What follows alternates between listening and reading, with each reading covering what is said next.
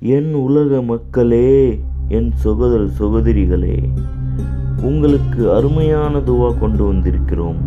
சகோதர சகோதரிகளே, வாருங்கள். வேலை வாய்ப்புக்காக ஒரு துவா. வேலை கிடைக்கவில்லையா? இந்த துவா ஓதினால் போதும். அதிகமாக சம்பாதிக்க இந்த துவா போதும். பிஸ்மில்லாஹிர் ரஹ்மானிர் ரஹீம். ரப் ஹப்லி மின் லதூனக ஸுர்ரியத்தன் தொய்யிபத்தன் இன்னக ஸமீஉல் துஆய்.